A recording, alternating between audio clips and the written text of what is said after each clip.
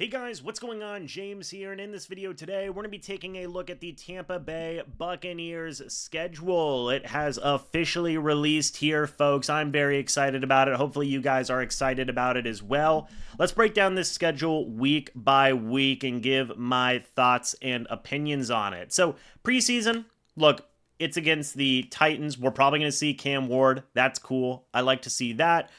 Preseason week 2 against the Steelers, fine with me as well. It's always fun to see the Bucs play the Steelers. And then the Bills in preseason week 3. We will get back to them because, as you guys can see on the schedule, this is not the only time the Bucs will play the Bills. I like that they have 2 home preseason games this year. That's all good with me. Week number 1, you have the Atlanta Falcons. This is a big week 1. Arguably one of the bigger week 1s that I can remember for a Tampa Bay Buccaneers schedule release, because we don't know what the Falcons are going to be this upcoming season. They have Michael Penix. They added so much talent. They're trying to win the NFC South after, quite frankly, losing it in their grasp last year.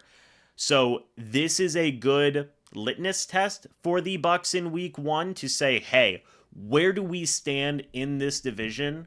You're going to find out, or at least get a pretty decent idea after week 1. Huge in my opinion, because you don't see the Falcons again until all the way at the end of the season in week 15. So to have them here in week 1 away is a huge test for the Bucs. Then you transition from being in Atlanta, you've now got to go travel over to Houston, Texas to go play the Houston Texans on Monday Night Football. It's the first primetime game for the Bucs in Monday Night Football.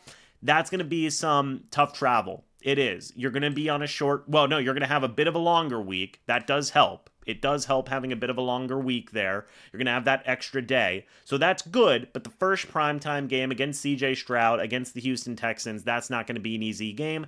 Thankfully, your next 2 games are at home, and they are on Sundays, both at 1 p.m. against the New York Jets. They're trying to figure out some stuff with Justin Fields right now. You've then got the defending Super Bowl champion Philadelphia Eagles coming back to town. A lot of history between these two teams.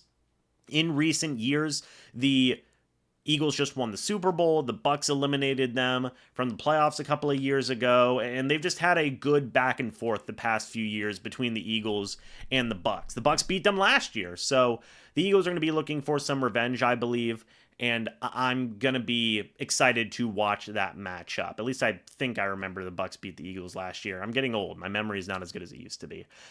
So that first 4 games, let's kind of take these and block them together. Those 4 first games, week 1 and week 2 are tough. Absolutely. They are tough. From travel to, in terms of divisional prove-it kind of moments, it's tough for the Bucs, right? In that week 1, it's going to be a challenge. It's going to be them having to rise to the occasion there in week number 1. The Texans are a very formidable team. The Jets are still trying to put it together, as are the Falcons, if we're being 100% honest.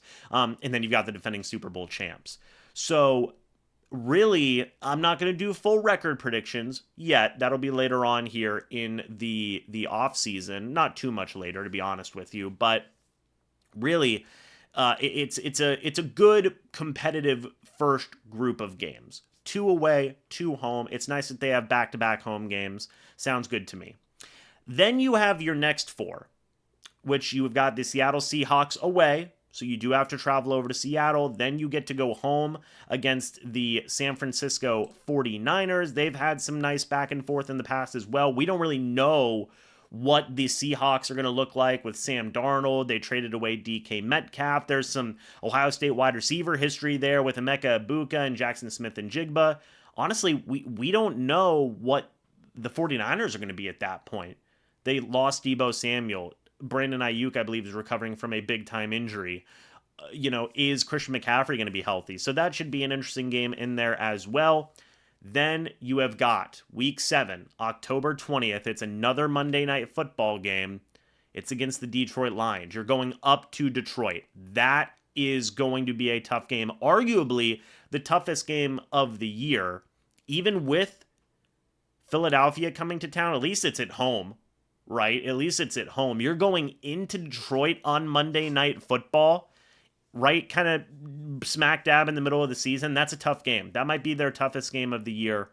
Maybe. Maybe. We'll talk about that in a moment. But then you've got to go all the way up to Detroit, and then you've got to come all the way back down to New Orleans to play the Saints in week number 8, which is pretty late for a first game against the Saints. We don't necessarily know what they're going to look like by that time as well in week number 8. We don't even know who the starting quarterback's going to be at that point.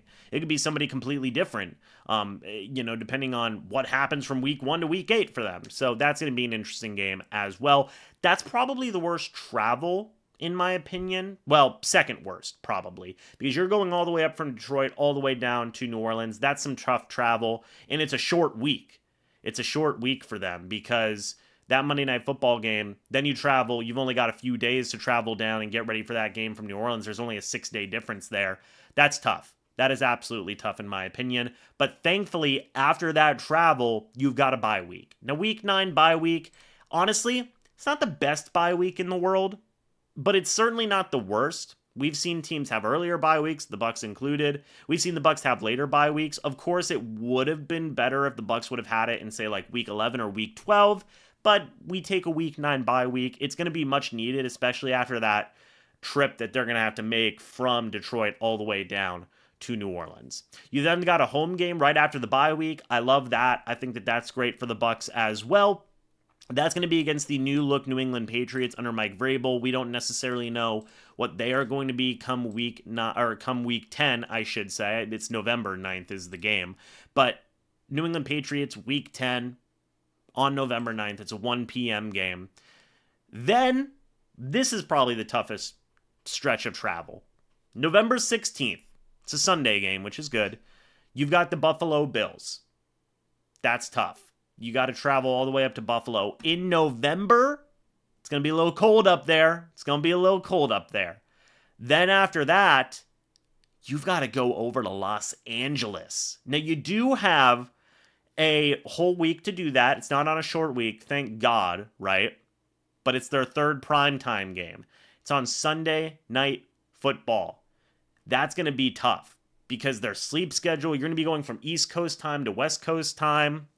It's going to mess up your sleep schedule. They really have to be on their P's and Q's, so to speak, in terms of what they are doing this upcoming season, right? Which, by the way, as far as I can tell, no, whatever the word may be, not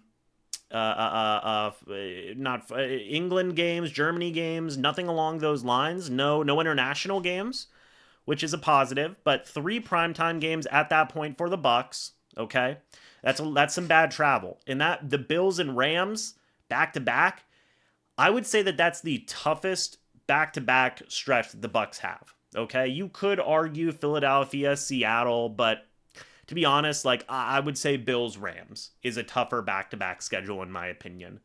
After that, if I'm being 100% honest, you're kind of cruising. 3 straight home games. November 30th, Week 13, Arizona Cardinals. Week 14, December 7th, New Orleans Saints. You're going to have warm weather. Week 15, it is the 4th primetime game for the Bucs. It's against the Atlanta Falcons on Thursday Night Football, December 11th, Week 15. In terms of meaningfulness of games, that Thursday night game probably takes the cake. It probably does. Because, as we've seen the past couple of years, it's always a scrap towards the end of the year fighting for this division. Could very well be the same thing again this year. You went from playing the Falcons away week 1 to going all the way till the end of the season to play them again. We have no idea what those two teams are going to look like at that point, right? At the point of week 15 versus where they were in week number 1. We have no clue. Could it be for the division? It's not a crazy question to ask. So in terms of meaningfulness of a game, that Falcons game, week 15, Thursday Night Football, is huge. It's going to be on a short week as well, which is rough. You have 3 days to prepare for that game. Now, it does certainly help that it is at home. It does very much certainly help that it is at home. but it's not going to be easy under any circumstances. The final 3 games that you have of the year, a 4:30 game against the Carolina Panthers. It's away. You don't have to travel that far. And then for the next week, you go down to Miami. Again, not traveling that far. And then you finish up at home against Carolina as well. That's going to be announced. So 4 primetime games for the Bucs, a Week 9 bye week, a stretch that has you playing the Philadelphia Eagles, the Seattle Seahawks, the San Francisco 49ers, and the Detroit Lions, which is not an easy 4-game stretch. That's the toughest 4-game stretch of the season, in my opinion. Again, when I'm talking about back-to-back games, it's Bills-Rams. That's tough, not just because of the quality of the team that the Bucs are facing, but also the travel is insane for those 2 weeks. But there's a lot to like with this schedule, in my opinion. The Week 9 bye week is not the best thing in the world, but it's certainly not the worst. I'm honestly pleasantly intrigued about the Falcons Week 1. If the Bucs do come out and win that football game, that's a huge, huge start to your season, right? That Week 1 game is so important. So important, in my opinion. You do face some very difficult teams. The Texans, the Eagles. Honestly, like, where are the Jets going to be at? I don't know. Seattle, San Francisco, Detroit, Bills, Rams. But there's also a lot of winnable games in there as well. A lot of winnable games. I would say there are more winnable games than not in this schedule. And that final 6 weeks of the season, which the Bucs have been known to do this at the end of the year, where they go on a run and they win like 4 or 5 out of their last 6. That's certainly doable in these final 6 games. Now, I'm not going to give a full record prediction again. I'm saving that for later, but it's a really nice final stretch to the year where you're not traveling a lot. 4 out of your last 6 games are at home. That's pretty darn good, in my opinion. And your 2 away games are in Carolina and in Miami. So not a ton of crazy travel in there as well. So all in all, I'm a pretty darn big fan of this schedule. The travel is crazy in some moments, but it is contained. You have 4 primetime games. 1 against the Houston Texans, 1 against the Detroit Lions, 2 Monday night games, 1 Sunday night game, and 1 Thursday night game. So, I mean, a lot of love for the Bucs in terms of primetime games, and I enjoy that. I like where some of their divisional opponents are, Week 8, Week 14. Always throw the Panthers in at the end for some reason.